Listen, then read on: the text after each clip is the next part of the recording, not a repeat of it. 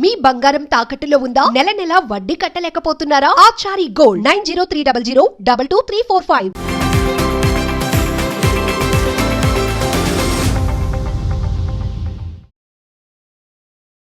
నమస్తే, welcome to Magna TV. నేను మీ కృష్ణవేణి.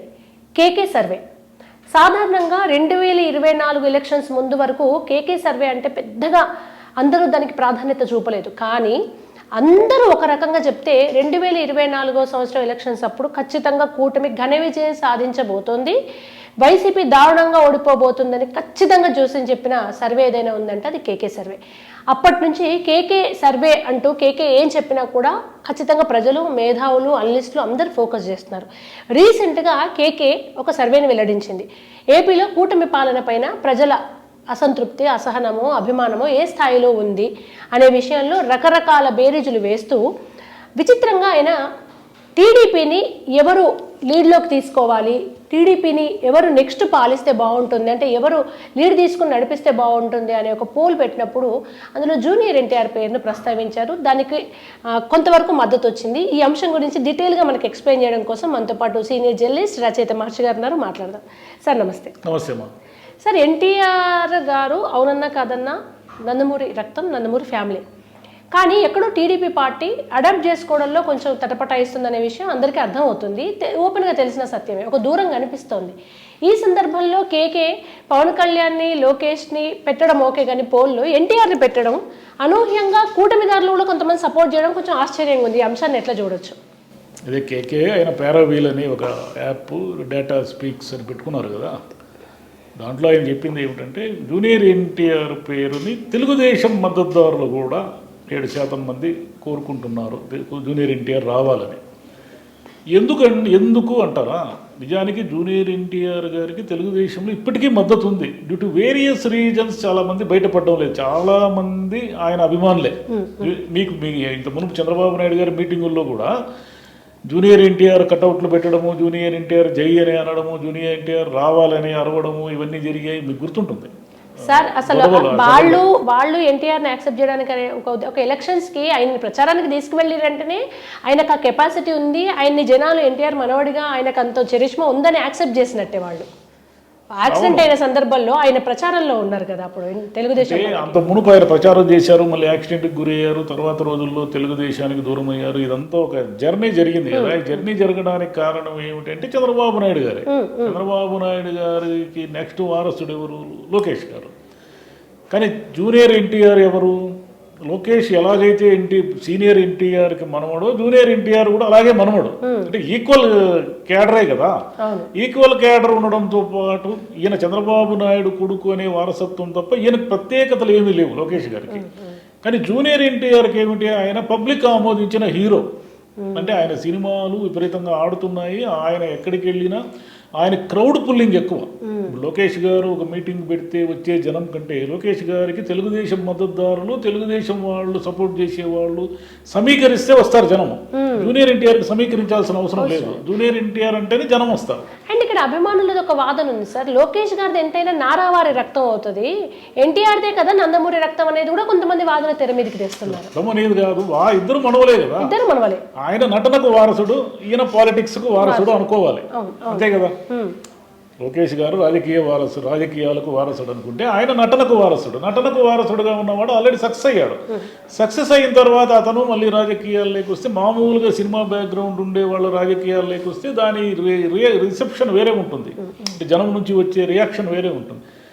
అందువల్ల చంద్రబాబు నాయుడు గారు ఏం చేశారంటే జూనియర్ ఎన్టీఆర్ అనే ఒక ప్రమాదకరమైన శక్తిని లోకేష్కి సపోర్టింగ్గా పెట్టినా కూడా డేంజరే. ఎందుకు డేంజరు అంటే తెలుగుదేశం పార్టీకి జూనియర్ ఎన్టీఆర్ ఎప్పటికీ బలమే.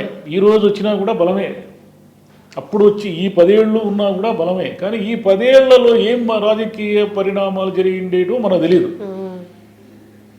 లోకేష్ అనే అతను చిన్న గీతగా మారిపోయే అవకాశం ఉంది అని భయపడిన చంద్రబాబు నాయుడు గారు అసలు ఆ గీతే లేకుండా చేశారు.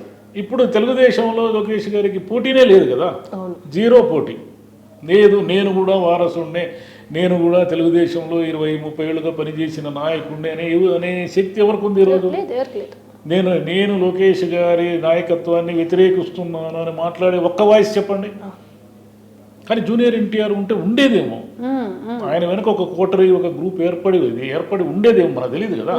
అంటే కోటరీ ఏర్పడకుండా జనాల్లో ఒక స్ప్లిట్ వచ్చేది కదా సార్. జనాలు ఉంటుంది కదా, ఖచ్చితంగా ఉంటుంది. అవును, హరికృష్ణ గారిని దూరం పెట్టడానికి కూడా చంద్రబాబు నాయుడు గారు ఇదే కారణం. ఎందుకంటే హరికృష్ణ గారు నేరుగా వారసుడు కాబట్టి ఆయన రాజ్యసభ పంపించారు, ఆర్టీసీ చైర్మన్ చేశారు, కొంతకాలం పార్టీకి దూరంగా పెట్టారు, మళ్ళీ ఆయన ఏదో పార్టీ పెట్టుకున్నాడు. ఇలా చాలా ఫీట్స్ జరిగాయి కదా హరికృష్ణ గారి విషయంలో కూడా.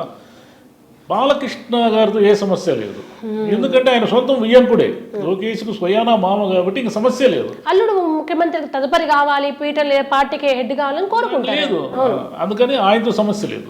ఇప్పుడు ఏమిటంటే కేకే సర్వేలో ఇన్నర్ వాయిస్ ఇంకా కూడా తెలుగుదేశంలో జూనియర్ ఎన్టీఆర్ కోసము వెయిట్ చేస్తూ ఉంది అనేది ఒకటి బయటపడింది. అంటే అది వాస్తవమే. వైసీపీ వాళ్ళు జూనియర్ ఎన్టీఆర్ని కోరుకున్నారంటే వైసీపీ వాళ్ళు ఎలాగో జూనియర్ ఎన్టీఆర్కి సపోర్ట్ చేస్తారు. ఎందుకంటే వాళ్ళు ఈయన చంద్రబాబు నుంచి విడిపోయాడు కాబట్టి, అంటే చంద్రబాబు ఆయనకి ఏదో మోసం చేశాడు, ద్రోహం చేశాడు అనే ఒక పిక్చర్ కొంతమందిలో ఉంది కాబట్టి, జూనియర్ ఎన్టీఆర్ని కరివేపాకులో వాడుకున్నాడు అనే ఒక పిక్చర్ ఉంది కాబట్టి వైసీపీ వాళ్ళు ఎలాగో సపోర్ట్ చేస్తారు. వైసీపీ వాళ్ళ మద్దతు అనేది అంత ఇంపార్టెంట్ కాదు ఇక్కడ. టీడీపీలో ఇంకా ఆయన కోసం వెయిట్ చేసే వాళ్ళు ఉన్నారు అనడమే విచిత్రం.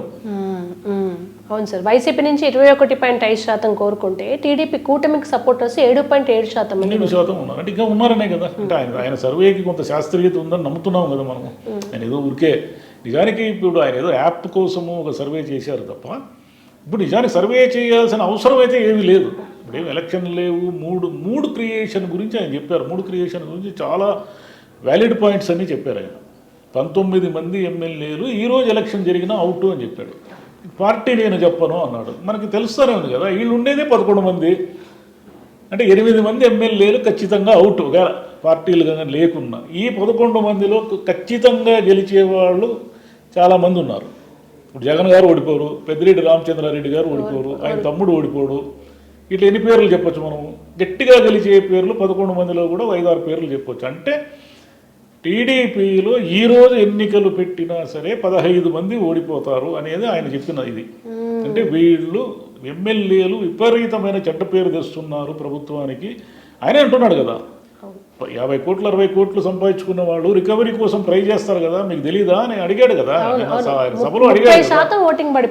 అడిగాడు కదా, మీ ఓటింగ్ ఎందుకు పడిపోతా ఉందంటే ఎమ్మెల్యేలు ఎక్కడ పడితే అక్కడ తినేస్తున్నారు, ఎమ్మెల్యేలు విపరీతమైన చెడ్డ పేరు తెస్తున్నారు.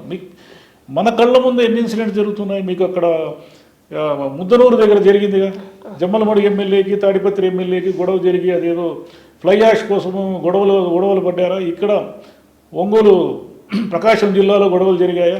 ప్రకాశం జిల్లాలో ఆయన ఎవరు అన్ని తినేస్తున్నాడు మొత్తం. ఇక్కడ పల్నాడులో సిమెంట్ ఫ్యాక్టరీలే పారిపోయాయని వీళ్ళే అనుకూల మీడియాలోనే రాశారా. ఈ రోజు అనంతపురంలో ఏదో వాళ్ళు తెలుగుదేశం వాళ్ళే ఒకరినొకరు హత్యలు చేసుకోవడానికి కుట్రలు చేస్తున్నారని ఈరోజు న్యూస్ అంతా అదే నడుస్తూ ఉంది కదా. అనంతపురం ఎమ్మెల్యే అక్కడ ఎవరు సుధాకర్ నాయుడు అనేమి ఆయన మీద హత్యా ప్రయత్నం చేయడానికి ఒక స్కెచ్ చేశాడు అని. ఎన్ని చెప్పాలి? ఇట్లాంటివి ఎన్నైనా చెప్పచ్చు. ఎక్కడ చూసినా 175 నియోజకవర్గాల్లో కనీసం 150 నియోజకవర్గాల్లో డైరెక్ట్గా ఎమ్మెల్యేలకి మద్యం వ్యాపారంతో సంబంధాలు ఉన్నాయి అనేది అందరికీ తెలిసిన విషయమే. లిక్కర్ సిండికేట్లో అందరూ కూడా భాగస్తులే. మరి లిక్కర్లలో ఇంకా ఇవే కదా పగలు రాత్రి ఎందుకు అమ్ముతున్నారు మద్యము? తిరుపతిలో తెల్లవారు 5:30కి ఆయన భూమన అభినయ్ రెడ్డి తెల్లవారు 5:30కి వెళ్ళి అక్కడ పోయి వీడియోలు ఉన్నాయి కదా మన సాక్ష్యం. 5:30 గంటలకే తాగేసి విపరీతంగా అమ్ముతున్నారు కదా. మరి 5:30 గంటలకు ఎలా తెరుస్తారు మద్యం షాపులు? అక్కడ కేకే సర్వేలు ఇంకోటి కూడా చెప్పేశారు, మద్యం పాలసీ మీద వ్యతిరేకత లేదు కానీ ఎక్కడ పడితే అక్కడ విచ్చలవిడిగా ఉన్న షాపులు ఆ సిస్టమ్ మీద మాత్రం వ్యతిరేకత. అట్లనే ఉంటుంది కదా. ప్రైవేట్ వాళ్ళకి ఇచ్చినప్పుడు ఇంతకుముందు ఆయన జగన్ గవర్నమెంట్ కింద నడిపాడు. గవర్నమెంట్కి ఒక టైమింగ్ ఉండింది, ఇన్ని గంటలు తెరవాలి, ఇన్ని గంటలకు మూయాలి అని. ఇప్పుడు నో టైమింగ్స్ కదా. ప్రైవేట్ వాళ్ళు డబ్బులు టెండర్లు అవి పాడుకొని తెచ్చుకున్నారు కదా, గవర్నమెంట్కి కట్టారు, వాళ్ళు డబ్బులు కట్టారు. ఈ డబ్బులు రికవరీకి వాళ్ళు ఏం చేస్తారు? దానికి 2-3 రికవరీ తెచ్చుకోవడానికి పగలు రాత్రి అమ్ముతారు, బెల్ట్ షాపుల్లో అమ్ముతారు. ఈరోజు మద్యము దొరకని ఊరు ఎక్కడైనా ఉందేమో చెప్పమనండి. ఎందుకంటే ఆ రోజు ఎవరు నాసిరకం బ్రాండ్లు అమ్మారు, అది అమ్మారు, అసలు ఒరిజినల్ బ్రాండ్లు లేకుండా చేశారు అని వీళ్ళంతా ప్రచారం చేశారు కదా. బ్రాండ్లు దొరుకుతున్నాయి నిజమే, దాంట్లో ఏ ఊరికి ఏమే ఆంధ్రప్రదేశ్లో ఏ ఊరిలో పోయినా మీకు కావలసిన బ్రాండ్ దొరుకుతూ ఉంది అనేది మాత్రం వాస్తవము. కానీ మీరేమైనా నాసిరకం మద్యం కాక చీప్ లిక్కర్ ఏమైనా అద్భుతమైన మద్యం ఏమైనా అమ్ముతున్నారు? మీరు అమ్మేది కేరళ విస్కీ, బెంగళూరు విస్కీ అని అమ్ముతున్నారు కదా. ఆ రోజు ప్రెసిడెంట్ మెడల్, ఆ మెడల్, ఈ మెడల్ అన్నారు కదా. కాబట్టి మద్యం మీద సాధారణమైన జనాలు అంటే మందు బాబులకు కూడా కోపం ఉంది, రేట్లు విపరీతంగా పెంచారు అనేది. రేట్లు ఏం చేస్తున్నారంటే ఎంఆర్పికి మించి షాపుల్లోనే 10-20 రూపాయలు వసూలు చేస్తున్నారు. ఎవరు అడుగుతారు? ఇప్పుడు ఒక ఆయన ఒక తాగుబోతుంటాడు, ఒక 100 రూపాయలకు పోయి మద్యం సీసా క్వార్టర్ బాటిల్ కొనుక్కుంటాడు అనుకుందాం, దాని మీద 20 రూపాయలు ఎక్కువ వసూలు చేశారు.